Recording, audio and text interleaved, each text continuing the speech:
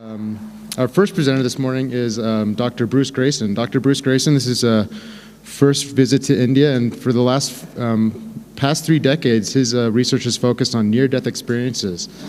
His work has resulted in more than 80 presentations and 100 publications in academic and medical journals.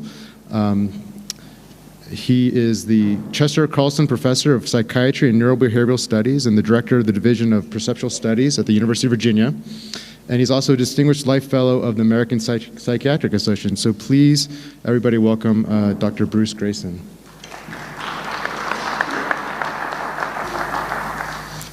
Yesterday morning, His Holiness joked that his brain was too cold to try to speak in English.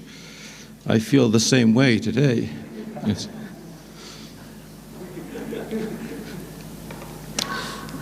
I want to start by thanking Geshe Lakhdar and Bryce Johnson for organizing this conference and keeping everything running so smoothly.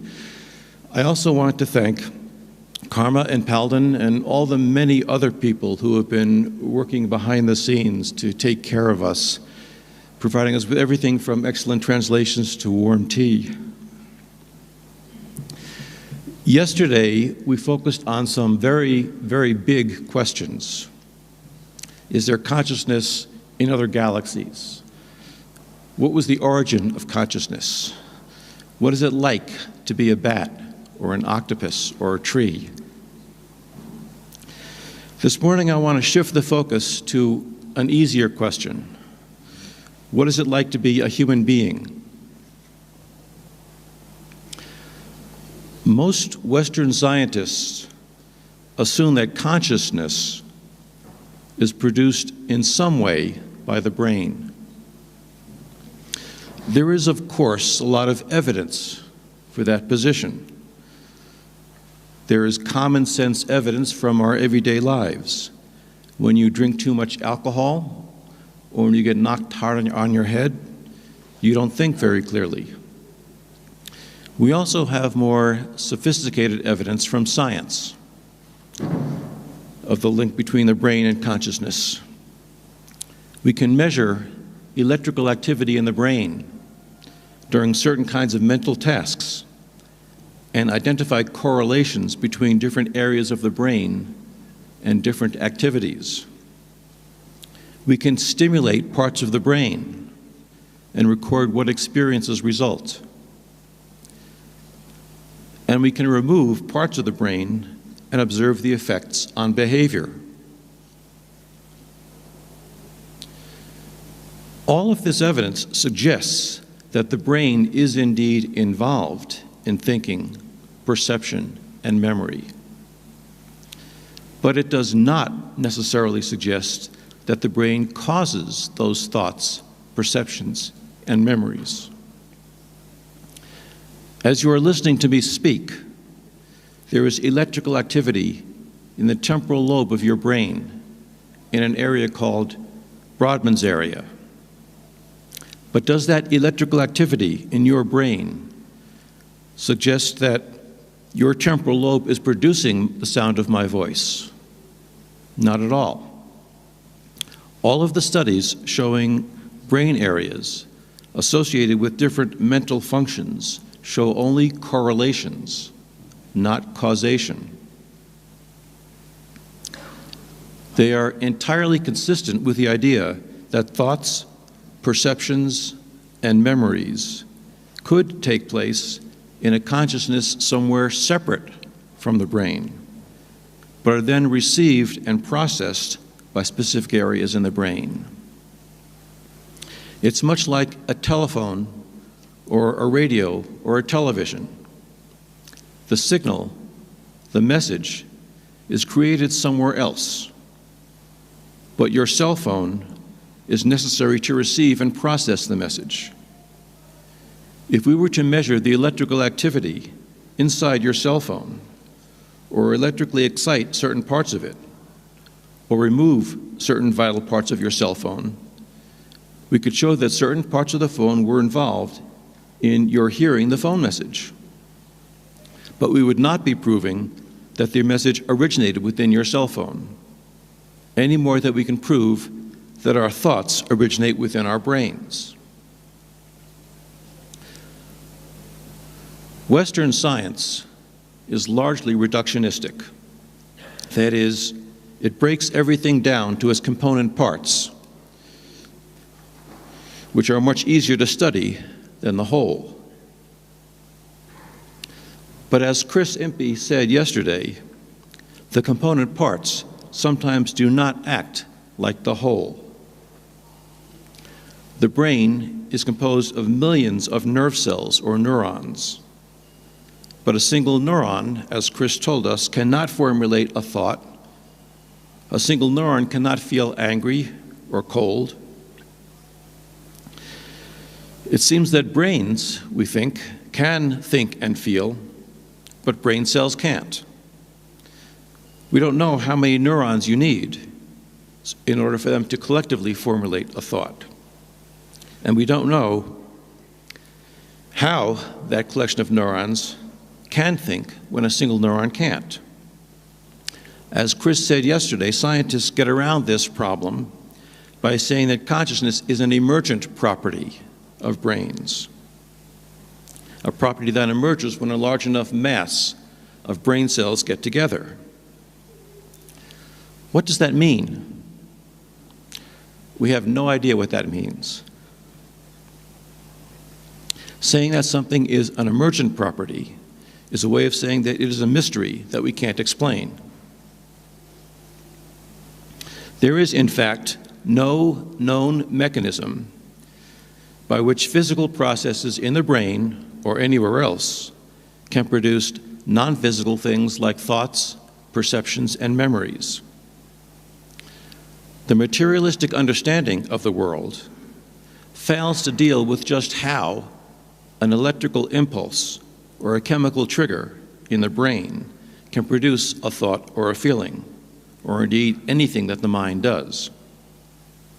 And yet, despite having no idea how it could work, most neuroscientists continue to maintain this 19th century materialistic view that the brain, in some miraculous way we don't understand, produces consciousness. And they discount or ignore the evidence that consciousness, in extreme circumstances, can function very well without a brain. Now, this idea that the mind and the brain are separate things was what most people in the world believed until a couple of hundred years ago. But in the 19th century, at least in the West, beginning with the Darwinians and the physiological psychologists, we started exploring the notion that the physical brain might be the source of all our thoughts and emotions, indeed of all of consciousness. For the past century, psychologists have been moving toward the hardcore materialism that characterized 19th century physics, a physics based on classical Newtonian mechanics.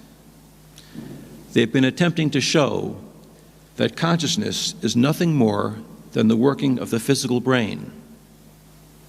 This materialistic psychology was succinctly captured by the American psychologist John Watson, who wrote, quote, "Psychology, as we view it, is a purely objective, experimental branch of science that needs consciousness as little as do the sciences of chemistry and physics."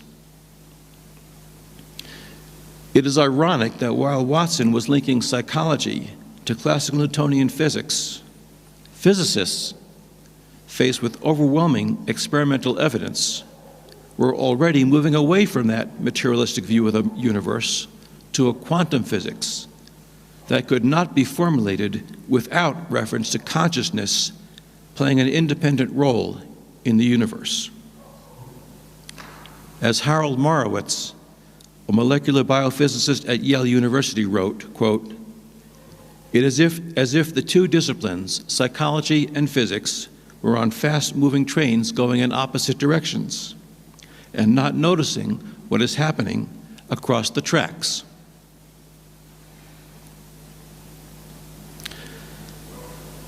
Just as the materialistic idea that the brain produces the mind is a reasonably good model for our everyday lives, so too classical Newtonian physics was a reasonably good model for everyday objects moving at everyday speeds. It was only when physicists started investigating extraordinary circumstances about 100 years ago involving objects approaching the speed of light or the behavior of microscopic wave particles that we saw the limitations of the classical Newtonian model and the need for new paradigms. The result was the development of quantum physics, which explained the world in ways that classical Newtonian physics could not. But the price physicists paid in developing quantum physics was to acknowledge consciousness as a fundamental aspect of existence, independent of matter. So too with the question of the mind-brain relationship. It is only when we look at extraordinary circumstances of mental function, such as what happens when we approach death, that we see the limitations of the materialistic model of mind-brain identity and the need for a different paradigm.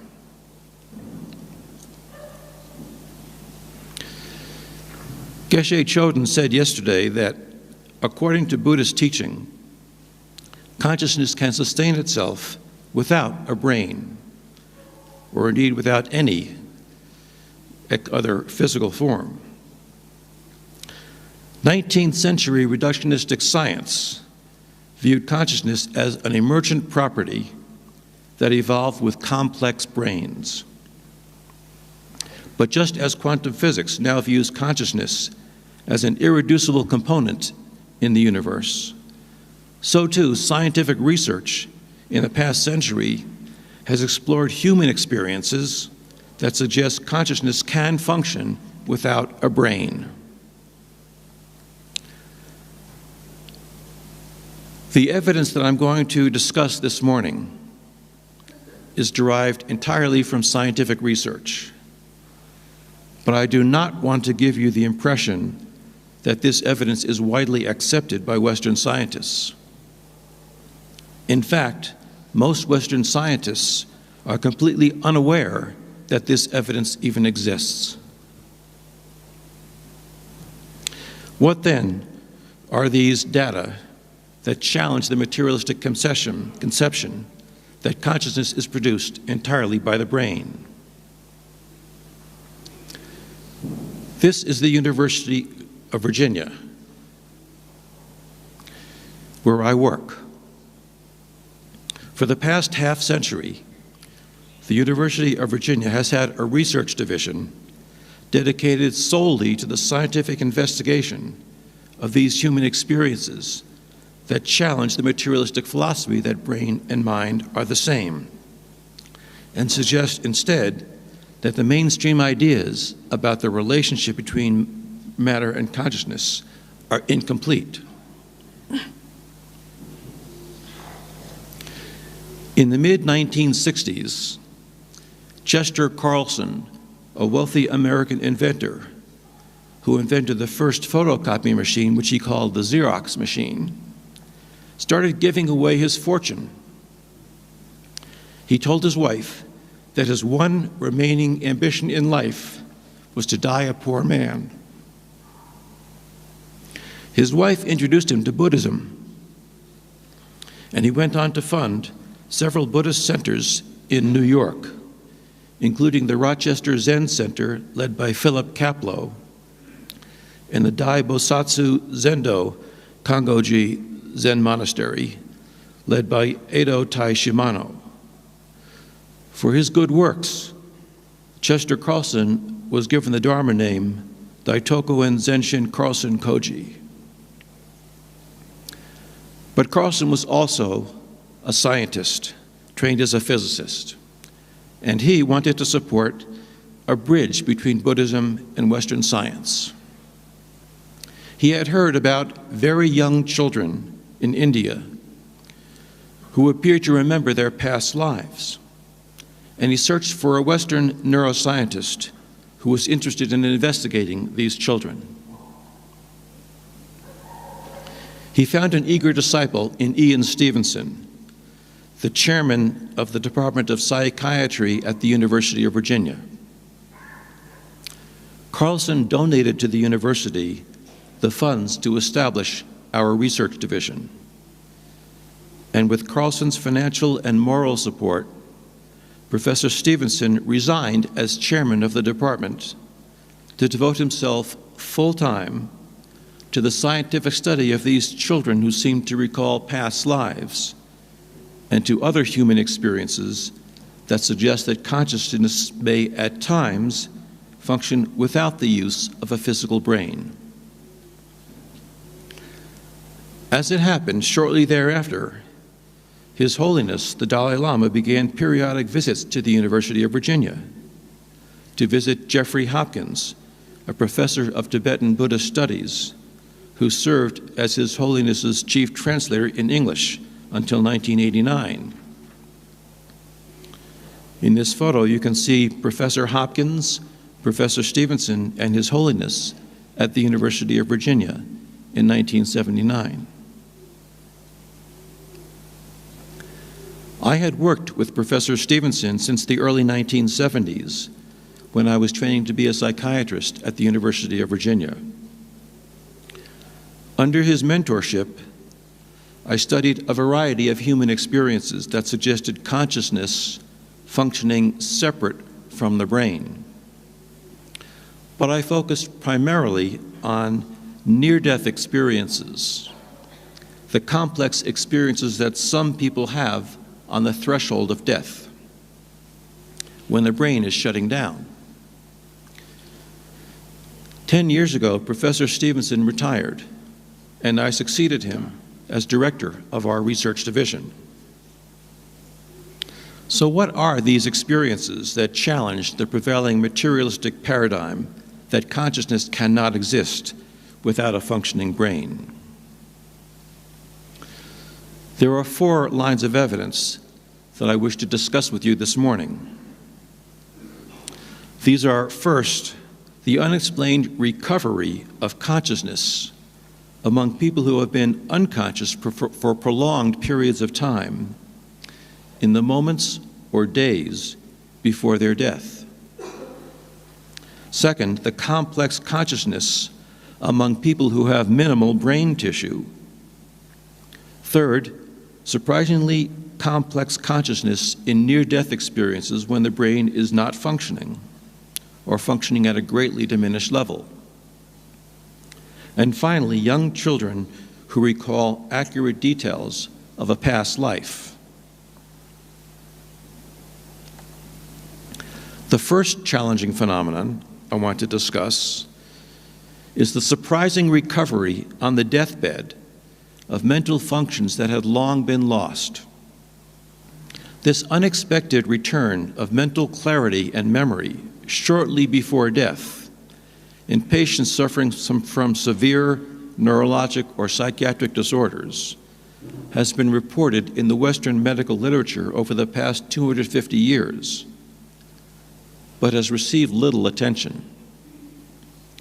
There are cases published in the medical literature of patients suffering from brain abscesses, tumors, strokes, meningitis, Alzheimer's disease and other dementias, schizophrenia, and mood disorders, all of whom had long ago lost the ability to think or communicate.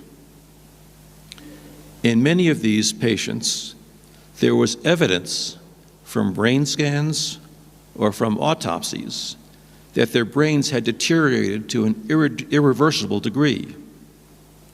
And yet, in all of these cases, mental clarity returned in the last minutes, hours, or sometimes days before the patient's death. We have identified 83 cases mentioned in the Western medical literature and have collected additional unpublished contemporary accounts. Complete recovery of consciousness just before death is not a common experience. In 1844, a German psychiatrist named Julius estimated that it occurred in 13% of patients who had died in his institution. However, in a recent investigation of end-of-life experiences in the United Kingdom, 70% of caregivers in nursing homes reported that they had observed patients with dementia and confusion becoming completely lucid in their last hours before death. In a case that we recently investigated, a 42-year-old man developed a malignant brain tumor that rapidly grew in size. He quickly became bedridden, blind in one eye, and unable to communicate, became completely incoherent and bizarre in his behavior. He appeared to be unable to make any sense of his surroundings, and when his family touched him, he would slap as if he were slapping at an insect. He eventually stopped sleeping and would talk deliriously throughout the night, making no sense. After several weeks of that, he suddenly, one night, appeared calm and started speaking coherently, and then slept peacefully. The following morning, he remained completely clear and talked with his wife, discussing his imminent death for the first time. However, he stopped speaking in a few minutes and died soon thereafter. A second case involving Alzheimer's disease was reported by Erlander Haraldsson, a psychologist in Iceland. An 81-year-old woman had been demented for a long time and was living in a nursing home. Her family took turns visiting her, even though she didn't recognize them and hadn't spoken to them for a year. On one occasion, her son Leider was sitting at her bedside, working on a crossword puzzle. Suddenly, she looked up at him. She looked him directly in the face and said, "My son Leider, I'm going to recite a verse for you." She then recited a poem clearly and loudly. She then lay back on her pillow and remained quiet until she died.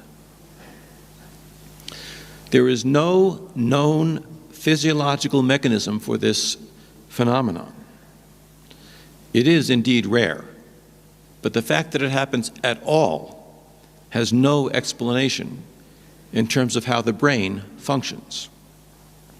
It suggests that the link between consciousness and the brain is more complex than we usually think. It is as if the damaged brain prevents the person from thinking or communicating. But then, as the brain finally begins to die, consciousness is released from the grasp of the degenerating brain.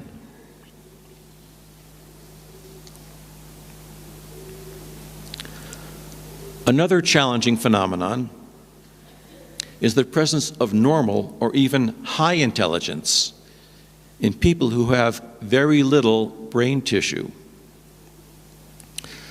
There are, again, rare but surprising cases of people who seem to function normally in life, with normal intelligence and normal social function, despite having virtually no brain at all. In one case, published in 2007, a high school honor student who had been accepted into Smith College underwent surgery after she was injured and knocked unconscious in an automobile accident. An X-ray of her head just before surgery revealed that she had no cerebral cortex at all. She had just a brainstem inside her skull. And when the surgeon opened up her skull to operate, that is exactly what he found, just a brainstem with no cerebral cortex. Now, our best understanding of the normal brain is that the brainstem relays motor and sensory signals to the cerebellum and the spinal cord and integrates heart function, breathing, level of wakefulness, and other animal functions. But the brainstem does not have the connections to perform higher cognitive functions, like thinking, perceiving, making decisions, and so on. That can only happen in the cerebral cortex, which this young girl did not have. So this young college-bound honor student, according to our best understanding of the brain, should have been completely unable to formulate any thought of any kind, let alone function at a high intellectual level. John Lorber, a British neurologist, specialized in children who have hydrocephalus, or water on the brain. Children with this condition have an abnormal amount of cerebrospinal fluid build up in the cavities inside their brain, compressing the brain tissue and usually leading to blindness, seizures, mental retardation, paralysis, and if it's not treated, to death. However, Lorber described dozens of children and eventually some adults who had severe hydrocephalus but seemed to lead normal lives. In fact, in a sample of children in whom the cerebrospinal fluid filled up 95% of their skull, leaving virtually no space for any brain tissue, half of them had IQs greater than 100. 30 years ago, Lorber published an article in the prestigious journal Science entitled, "Is Your Brain Really Necessary?"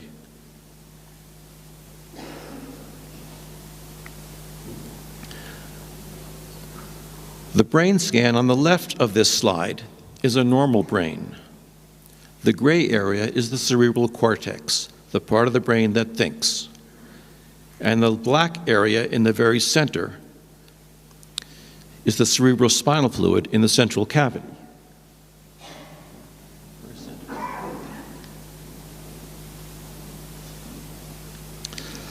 On the right is the brain of an adult with very severe hydrocephalus.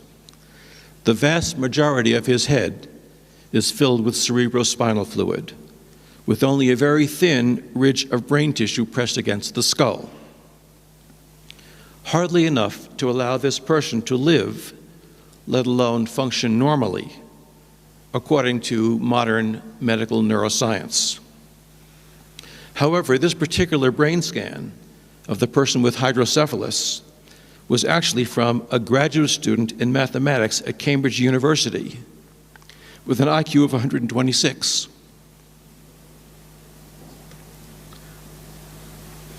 Some of the best evidence of consciousness functioning independently of the brain comes from near-death experiences.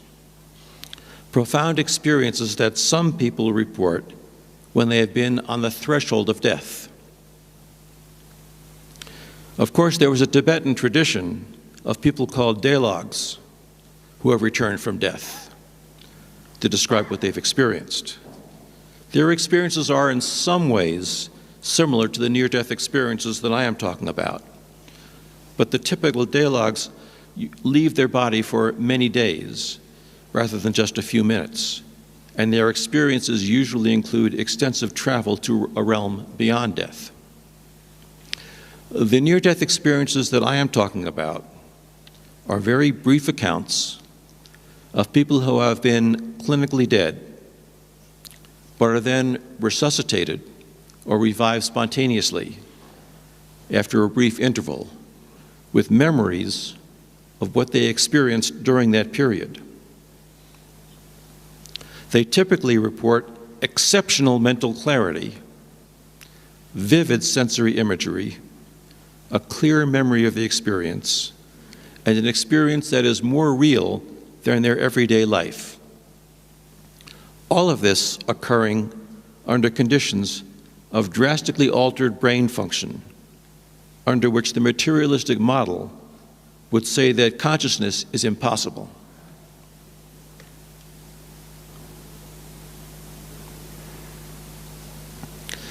These near-death experiences are reported by between 10 and 20% of people who are revived from clinical death. I have investigated almost 1,000 of these cases. The average age at the time of the near-death experience was 31 years, but there was a very wide range. One young girl reported an experience she had had when she was 8 months old and undergoing kidney surgery. The oldest near-death experiencer I have studied was 81 at the time of his heart attack. About 1/3 of these near-death experiences occur during surgical operations, 1/4 during serious illness, and 1/4 happen during life-threatening accidents. The common features of near-death experiences can be categorized as changes in thinking, changes in emotional state, paranormal features, and otherworldly features. Changes in thinking during the near-death experience include a sense of time being altered. Often people report that time stopped or ceased to exist during the experience. It also includes a sense of revelation or sudden understanding, in which everything in the universe suddenly becomes crystal clear. There is a sense of the person's thoughts going much faster than usual and being much clearer than usual.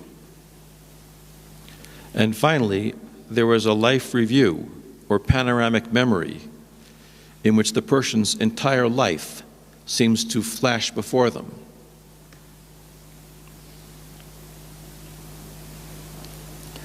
Typical emotions reported during the near-death experience include an overwhelming sense of peace and well-being, a sense of cosmic unity or being one with everything, a feeling of complete joy, and a sense of being loved unconditionally.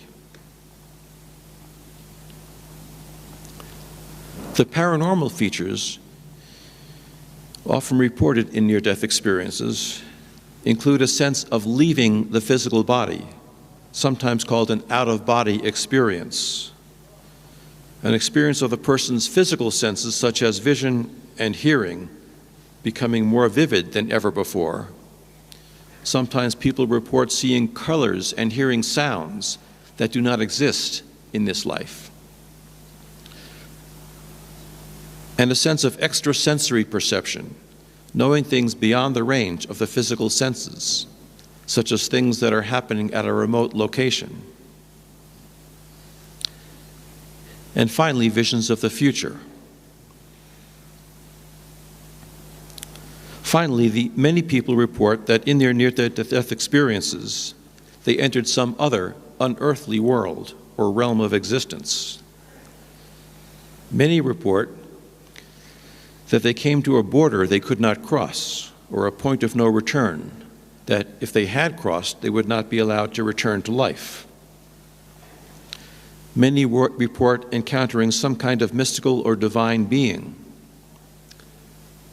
and some report seeing deceased spirits, often loved ones who had died previously, who seemed to be welcoming them into another realm, or in some cases sending them back to life. One of the things about near-death experiences that interests me most as a psychiatrist is the profound after effects. People reliably report a consistent pattern of changes in attitudes, beliefs, and values that do not seem to fade over time. Near-death experiencers report overwhelmingly that they are more spiritual after the experience, that they have more compassion for others and a greater desire to help others. a greater appreciation for life, and a stronger sense of meaning or purpose in life. An overwhelming majority of near-death experiencers report that they have a stronger belief that we survive death of the body. And just as many report that they have no longer any fear of death. About half report that they have completely lost interest in material possessions, and many report that they no longer have any interest in personal prestige or in status or in competition. Now, some of you may be thinking that these people are now following the Buddha. They show more compassion, they tend to try to help others, they're less attached to material possessions and status. But as His Holiness pointed out yesterday, these values are not uniquely Buddhist. These are universal values. Almost all spiritual traditions teach compassion and the transience of worldly rewards. Near-death experiencers are not simply becoming more Buddhist, they are becoming more spiritual. I want to highlight three particular features of near-death experiences that particularly suggest that consciousness is not produced by the brain. These three features of near-death experiences are: first, clear thinking, perception, and memory while the brain is incapacitated. Second, accurate perceptions from a visual perspective outside the physical body.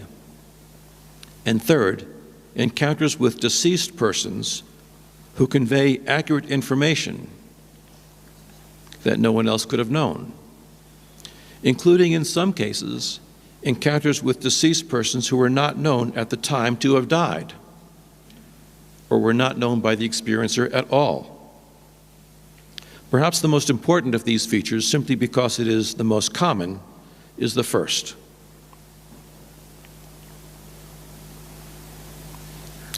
Among several hundred near-death experiencers that I have studied, 47% report that their thinking during the experience is clearer than it is in their normal waking state. In addition, 38% report their thinking is faster than usual. 29% describe their thinking as more logical than usual. And 17% say they have more control over their thoughts than they usually do. Furthermore, an analysis of their medical records shows that mental functioning is significantly better in those people who come closest to death. Moreover, many experiencers report that during their near-death experience, they had a panoramic life review, not just single brief images that can be evoked by electrical stimulation of the brain, but elaborate events, sometimes from the entirety of that person's life. Let me give you an example of clear thinking during a near-death experience. A 25-year-old nurse had become deeply depressed and decided to end his life by taking a suicidal overdose. He took some medication from the hospital where he worked. After taking the overdose, he lay down on his bed expecting to die. Instead, he became quite ill, with nausea and painful stomach cramps. He then decided to telephone for help, so he got up out of his bed and tried to walk to the telephone. However, by now he was quite sedated and confused from the overdose, and he had great difficulty standing and walking. In addition, he was having hallucinations of many small people in his apartment who were stopping him from getting to the telephone. In that confused state, he suddenly felt himself leave his physical body, and he found himself standing 10 feet behind his body and above it. From that new visual perspective, he watched his body sway unsteadily, and he could see his body looking around in confusion at the imaginary people. He remembered having seen the hallucinations when he was in his body, and he could see his body still appearing confused. But he himself, from that position 10 feet behind the body, was thinking very clearly and could not see the hallucinated little people. So his center of consciousness had left his body and was thinking very clearly, while his brain was still hallucinating and confused.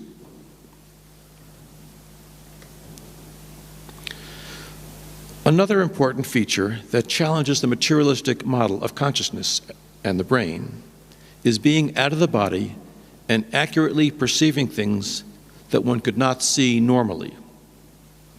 Among several hundred near-death experiences I have studied, 48% report out-of-body experiences.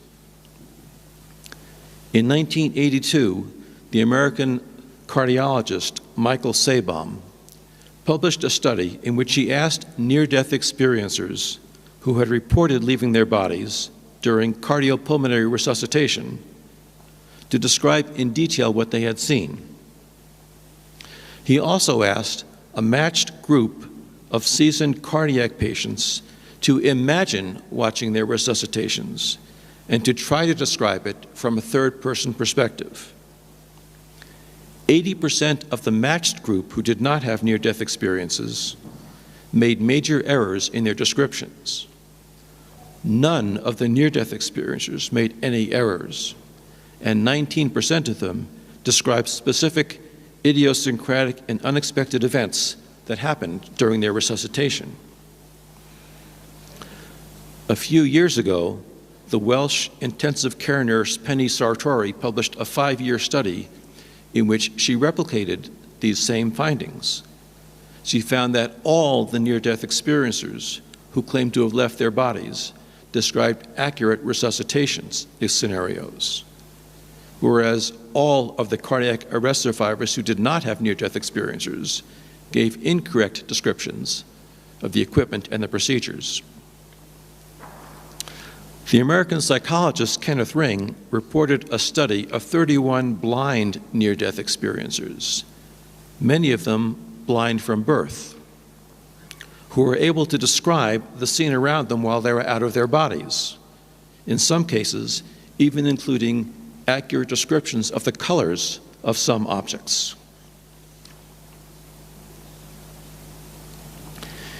In a recent review of 93 published reports of potentially verifiable out-of-body experiences during the near-death experience, the American psychologist Jan Holden found that 92% were completely accurate, 6% contained some minor error, and only 1% was wrong.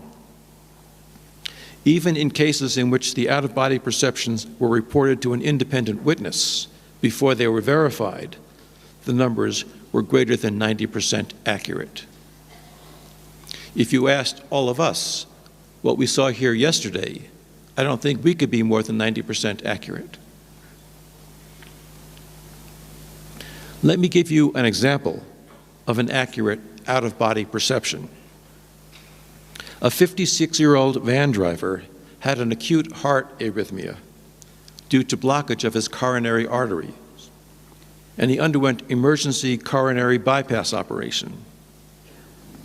During the procedure, while he was fully anesthetized, he left his body and was able to look down and see his body on the operating table.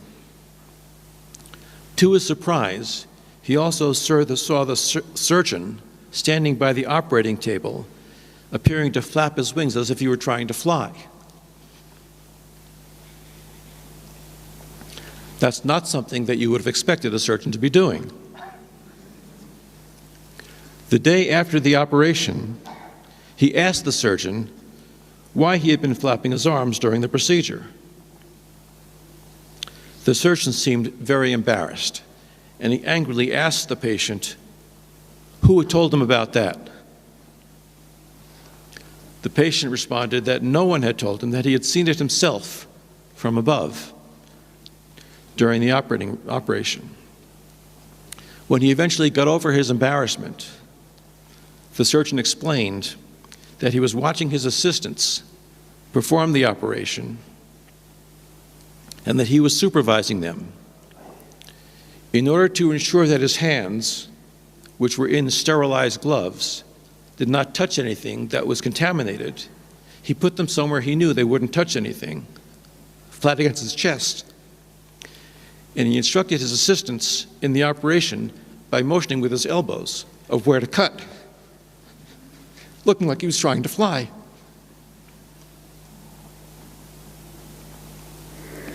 Finally, among several hundred near-death experiences I have studied, 42% reported meeting recognizable deceased acquaintances in their near-death experiences.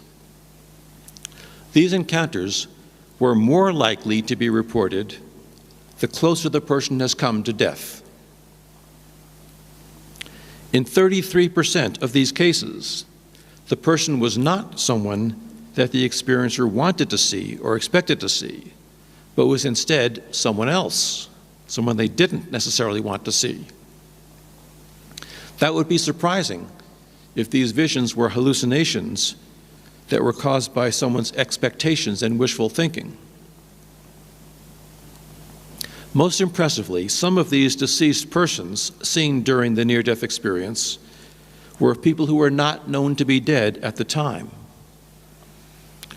Let me give you an example. An American pediatrician, Dr. K.M. Dale, treated a 9-year-old boy with meningitis who hovered near death for 36 hours before his fever finally broke.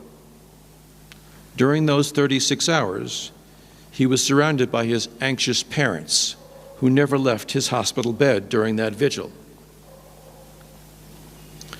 When his fever finally broke, as soon as he opened his eyes, the boy described having gone to heaven where he saw several of his deceased relatives.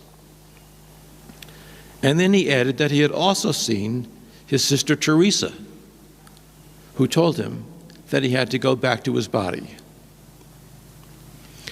Now, the boy's father got very upset when he heard this, because his daughter was at college 1,500 kilometers away in another state and was perfectly healthy. But the boy insisted that Teresa had sent him back and told him that she had to stay there. His father then left the hospital, promising his wife that he would call their daughter as soon as he got home. But when he tried to telephone Teresa, he learned that the college officials had been trying unsuccessfully all night to reach the family, to tell them the tragic news that Teresa had in fact been killed around midnight in an automobile accident.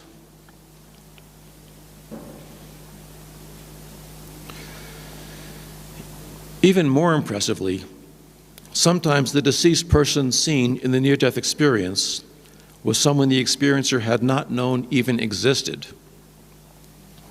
The Swiss-American physician Elizabeth Kubler-Ross published the account of a girl who had a near-death experience during heart surgery, and later said she had met her brother, although as far as she knew, she never had a brother. Her father, moved by this vivid account, acknowledged that her parents had, in fact, had a son who had died before she had been born, and they never mentioned him to her.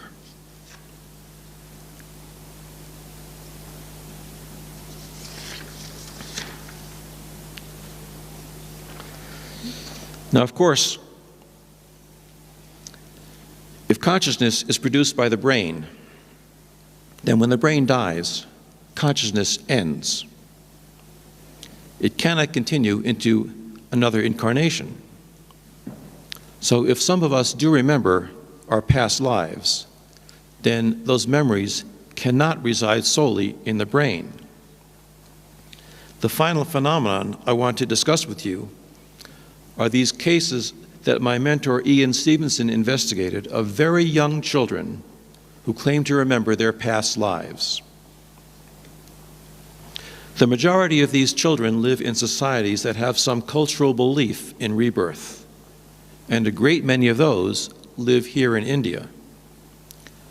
To study these children, Stevenson traveled many times to remote villages throughout India to interview these children and their families. Our group at the University of Virginia has studied more than 2,400 cases of these very young children who spontaneously start talking about their past life. About half of these children live in Asia, most of them in India, Burma, Sri Lanka, and Thailand. They usually begin speaking about these past life memories between the ages of 2 and 5 years.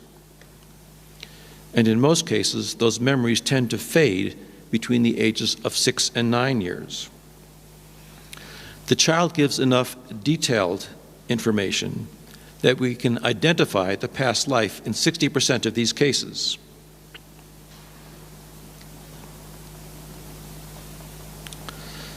The average age of death in the past life is 33 years, but that varies from country to country. In places like the United States and Europe, where there is less violence in the culture and healthcare is more available, the age tends to be higher. In 60% of cases, the past life remembered ended violently, either in a tragic accident or by intentional wounding. The average time that passes between the death in the past life and the birth in the present life is 12 years. But that too varies in keeping with cultural beliefs. For example, among the Druze in Lebanon, the children tend to be born immediately upon the death of the past life, which is in keeping with their cultural belief. As you might expect, these cases are not easy to investigate. This is a picture of Ian Stevenson interviewing a young girl and her parents in an Indian village with an interpreter sitting next to him. These children often live in remote villages that are hard to reach, and they often require Western researchers to interview the children through a translator. There are several features of these cases that challenge the assumption that all our thoughts and memories are produced by the brain. First, these children often have detailed and specific memories that correspond to the life of someone who had lived and died in a distant location, of whom they could have had no knowledge by normal means. They will mention the names and occupations of relatives and friends from the past life, and often the specific details of how that past life ended. In many cases, we can take the child to the remote village where he or she claimed to have lived previously, and the child is able to identify people and places he had never seen before in this life. Second, these children sometimes exhibit unusual personality traits, likes and dislikes, that are incompatible with their present lives. For example, some of these children recall a past life of the opposite gender, and they want to dress and play like someone of the opposite gender. A child born to a Hindu family may recall a past life as a Muslim, and he will reject the food his mother cooks because it was not prepared in the Muslim manner. Several young Burmese children claim to remember lives as Japanese pilots who were shot down over Burma in World War II. They rejected the spicy Burmese food and requested Japanese cuisine such as raw fish. And they rejected the traditional Burmese clothes and wanted pants like the Japanese wore. Many children who recall past lives have fears that they relate to their past lives. For example, a child who recalls having been drowned in a well may have an unusual fear of water. Finally, third, some of these children exhibit unusual skills that they have not been taught, and indeed that no one in their village knows. For example, a child may be able to play a musical instrument without being taught, or may have skills related to their occupation in the past life. We have studied children in Sri Lanka, in villages where only the Tamil language is spoken, and yet the child can converse in Sinhalese. Finally, some of these children have very unusual and unexplained birthmarks or birth defects that they attribute to their death in a past life. These birthmarks and birth defects that are said to correspond to the death wounds in the past life occur in about 1/3 of the children we have investigated. Sometimes the birthmarks fade as the child grows up, but in other cases they do not. And of course, birth defects persist throughout the life of the child. In 18% of these cases, we can confirm through medical records or autopsy reports that the death wounds from the past life do indeed correspond to the birthmarks or birth defects in the present child. Let me give you a few short examples of these unusual birth defects. These are the hands of Mien Thein, a Burmese girl born in 1956. She remembered the life of a man who was riding home on his bicycle when he was stopped by a gang who had been hired to kill him. They made him get down on his knees and prepare to cut his head off with a sword. At the last moment of his life, as he was on his knees facing the swordsman, he suddenly raised his hands to plead for mercy, or maybe to protect his face from the sword. And the fingertips on both his hands were cut off by the sword. As a child, this girl, Mien Thein, insisted on wearing boys' clothes and referred to her actions with masculine verb forms. These are the hands of Lek Pal, an Indian boy born in Uttar Pradesh.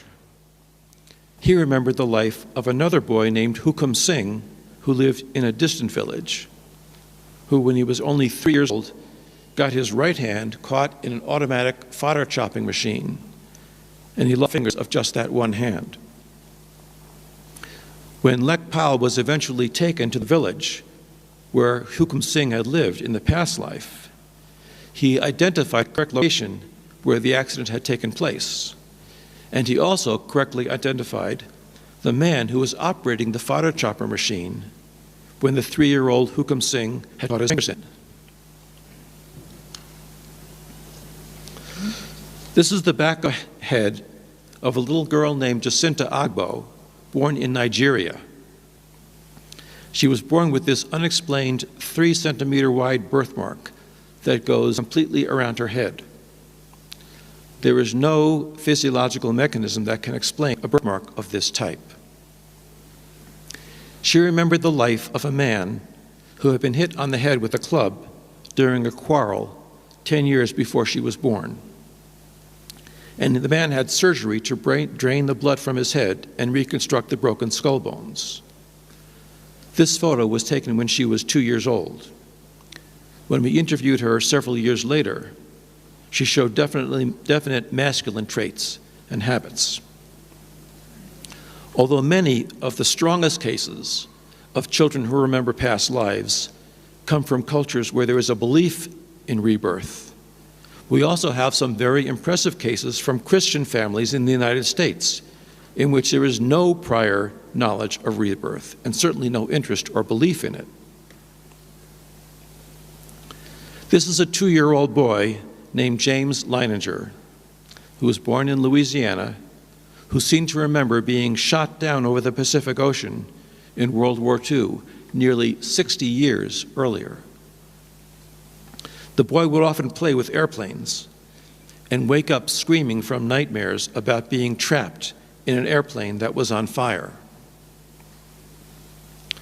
When he was 3 years old, his mother bought him a toy airplane and pointed out what she thought were bombs under the wings.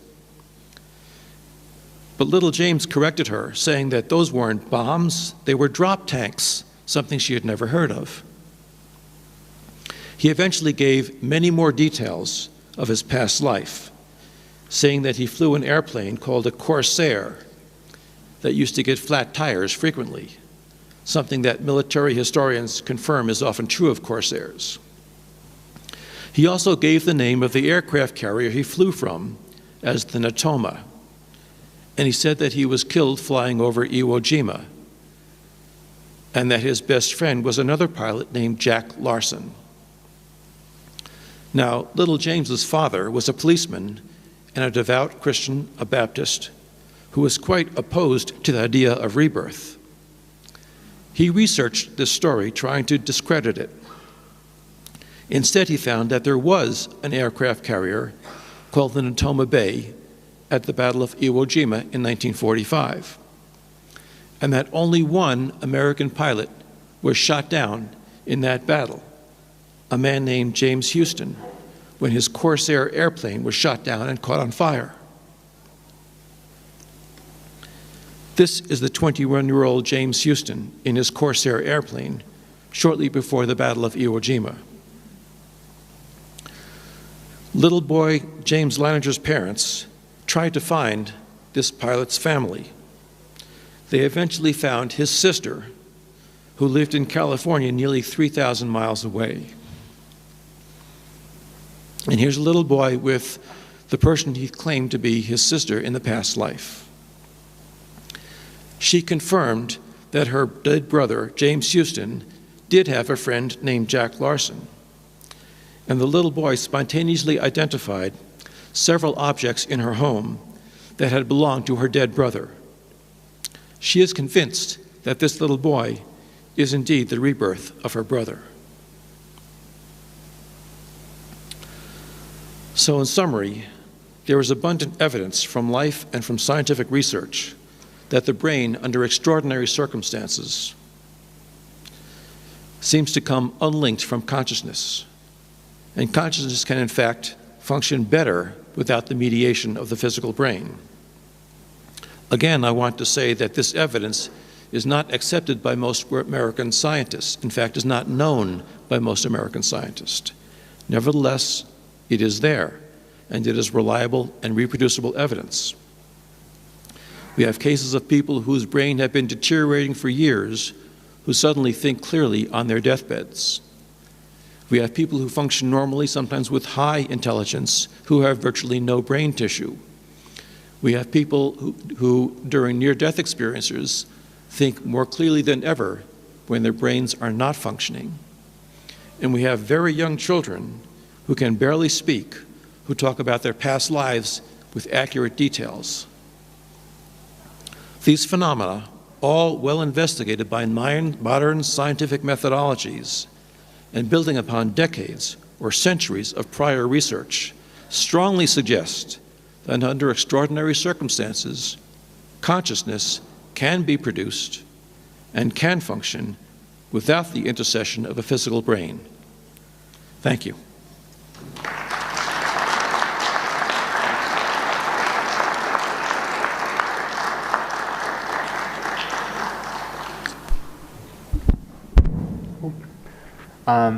Thanks very much, Bruce. That was an extremely fascinating, provocative talk. I'm sure we'll have lots to talk about. And so I encourage the audience to start to formulate questions, and we'll gather them and fold them into the discussion. I'm going to take moderator's prerogative to ask a first question. So to me, as a scientist, you know, this is a sociological question. If you have a field where all you have is a correlation rather than a causative, testable physical theory for why mind and brain should be linked, and you have data that you need to explain, what is the reason why, in the field of gravity, you know, the advancing perihelion of Mercury, a small effect, perhaps a fly in the ointment, but a persistent data that had to be explained led to the downfall of Newtonian gravity and the rise of general relativity, a completely new paradigm. Why, in your view, has no analogous progress been made? It's an excellent question. Is this on? Yeah. That's an excellent question, Chris. Why has no new paradigm come up to explain these data? I think associated with that, of course, why has the resistance been so relentless? Right. There is tremendous resistance among Western scientists to the idea that consciousness and brain are separate, because most of Western science is built on this materialistic model. The materialistic way of looking at things has produced many good things in our society. The problem is that many scientists confuse the materialistic philosophy with the scientific method. And all these great things that we enjoy, the modern technology we enjoy, is a result of the scientific method, not necessarily of the materialistic philosophy. But they've been linked so tightly together for the past several hundred years that it's hard for scientists to think of a science without materialism. Now that has changed in the last century among theoretical physicists. They study things that can't be seen or felt or measured directly. Particles that are so small and last such a short period of time they cannot be seen, they cannot be measured. So what they do is they shoot these particles through what's called a bubble chamber, a box full of liquid. And as the particle goes through the liquid, it leaves a trail of bubbles. So you measure the effects of the particle, but you can't measure the particle. You assume that there was a particle there to produce the bubbles. And from the trail of bubbles, you can learn a lot about these particles that can't be seen. In the same way, the things that we're talking about, consciousness, cannot be seen, but it does leave effects. Consciousness leaves a trail of bubbles that we can follow. And through the effects, we can make inferences about consciousness.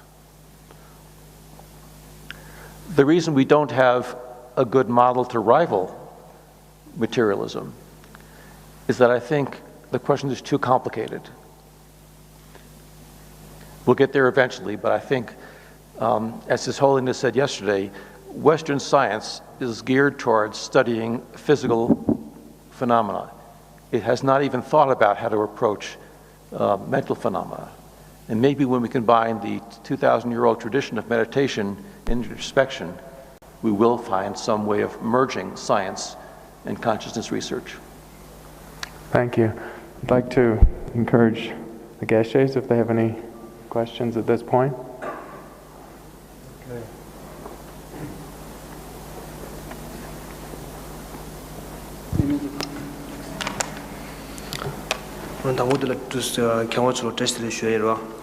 아니 지다데 더 관주의 심주 쉬운당시로 베다게 오슈치 대나니에 날 티와 대직나 섬주도 쉬어질 티와드 가르치나 단다 더 땡듀게 체리고 망치기 다데 다직 남시디 레베게 쯤바라 디식 다지 망치 다가 경계요도 신하드네 구고 들어와 안 된데는 가는 섬부터 남시레디 달레베게 쯤은 남시레디 페이지 아니 두쟁이 떡이 다도 두고요도 치도 송랑도 구고 들어와 안 된데는 간주기 단 남시디라베나 남시 레그비 차다다 말레그비 차페나 나 심시웨기리다 마시웨리 망보치로 둔주 창마 아니 두제기 떡이 저도 차고도스 그래서 대산 주술도 망한제다 딘데나니다 아니 심시와니지 니 얘기 두제디니 다직 뉴스니 디 두제디 다직 먼저 도와미 탐지라 두스다 주얘기 탑시도 두스다 딩딩이 체리본남이 두스 뚝뚝이 요담는 게 두스다 두스 티와 쉐인스 It seems that most of the modern neuroscientists, they believe that consciousness is something that is produced by the brain or the function of the brain. And since we have different layers of consciousness or different types of consciousness, like at the happy state or the sad state, so there are different states.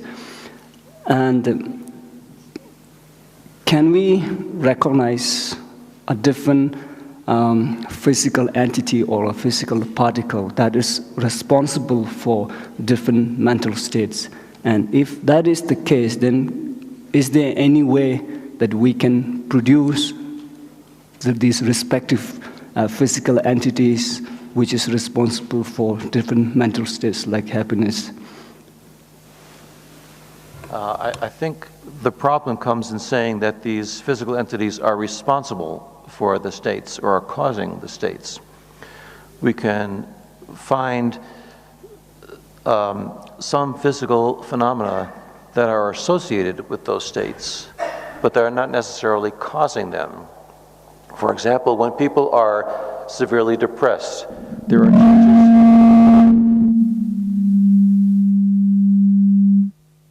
are changes in the neurochemicals in the brain, but it's not clear whether those changes in the neurotransmitters are causing the depression or are the result of depression.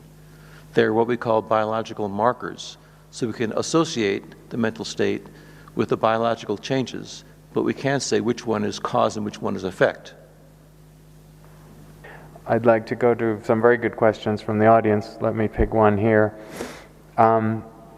There seems to be some significant parallelism between the research you've done and the phenomena you describe and things that seem to happen in dreams. Enhanced mental function, paranormal phenomena, hyper-realization of senses. Is there any deliberate attempt to make connections there or to use the dream research in a way that illuminates what you were talking about? We have not done that, but some people have tried to do that. They have tried to associate the phenomena in near-death experiences with the phenomena in a variety of states, not only dreams, but drug-induced states, meditative states. And there are certainly some experiences that are common to all these altered states of consciousness. And there are some people who will argue that it doesn't matter how you get to that altered state, whether you do it through sleep, through lucid dreams, through drugs, through hypnosis, through electrical stimulation. But we do find that there are some differences. For example, almost everyone who has a near-death experience will be profoundly affected by that change, and they will be transformed in their attitudes, beliefs, and values. People who have the same type of unusual experience in a dream do not necessarily change their lives around. And in fact, if you ask them 10 years later, they may not remember the dream, but they will remember their near-death experience. And a sort of connected question is, what is it about the quality of compression of a near-death experience? I mean, life itself is a near-death experience, but what is it about? I mean, and it sounds like what we really want is near-death in a pill. So we can just all take the pill and be more compassionate and have all these benefits of the near-death experience. Well, that's the American attitude. We want it in a pill. But near-death experience, yes. I think anyone who comes close to death may be changed by that experience. Most people who almost die tend to value their life more highly.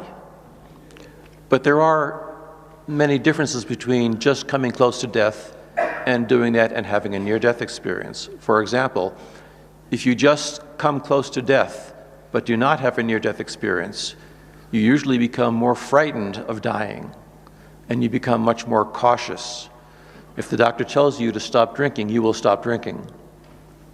If you have a near-death experience, you are not afraid of dying anymore.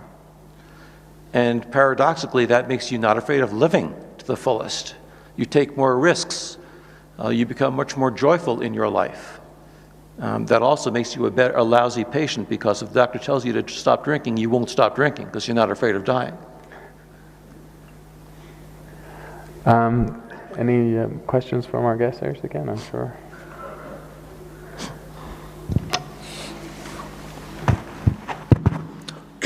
경원전에 아들이 지외 고건으로 도전하 주긴 당부디. 배나 당연히 도버딘디 시콘소 당기 견라고랑기 마송나니 지디즘 벌이야.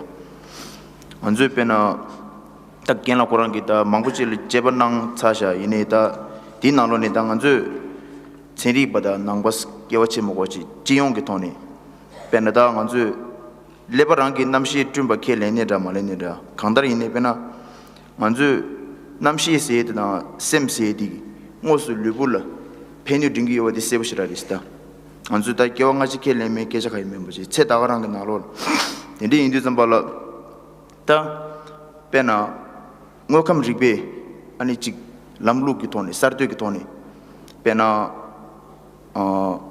다 루심 기 간요다 다지 남시다 셈리 되는 거 줄룰 다 니지 망보지다 데데데 간요 망보지 덴데 거리 딘데기 아니 간요세다 아니 지 디기 둔답다 딘데 간 탑람도 가리 여러베스 페나 수균기 나로리네 페나 루종세다 아니 지 곰드브다 딘데기 왕기 아니 강이 세답 딘데 망보 치고 어스 다 딘데 라마템바 아니 수균다 따둡다 딘데 가에 마템바니 지 ngokam rikbe rangi tone ani ji lusim gi kanyo se da tinde kan tishero din kari yorwes ti korshui tochena.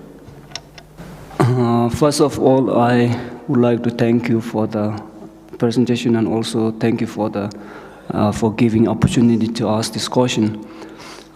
So it doesn't matter whether the consciousness is produced by the brain or consciousness is something else than the brain or the function of the brain. But what is obvious is that the mind or the consciousness can have effects on our body.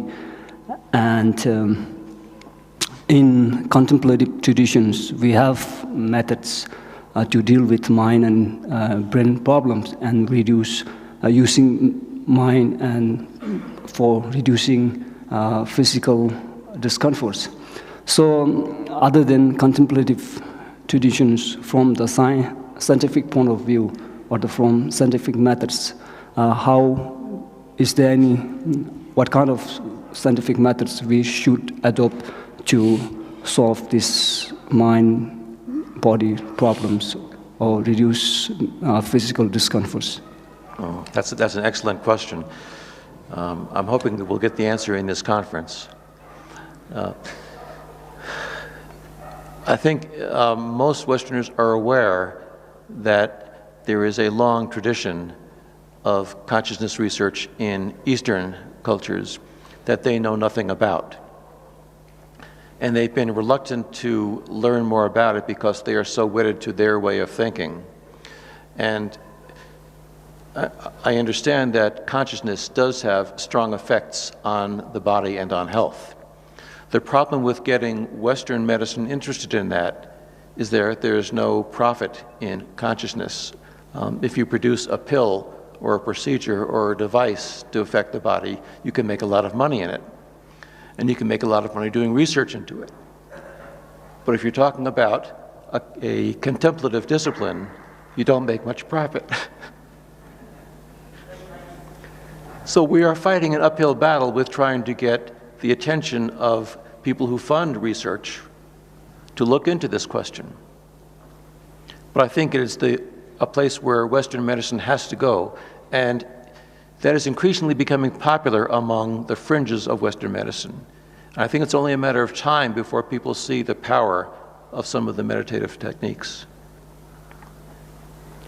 I'll do another question from the audience about, can you speculate maybe on why it is that the clarity and incidence of the rebirth experience plays out, particularly in the very early childhood stages and then fades?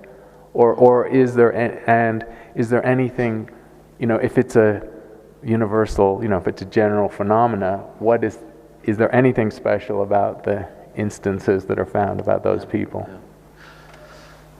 That's a very good question. We don't really know why some people remember a past life at all, whereas most people do not.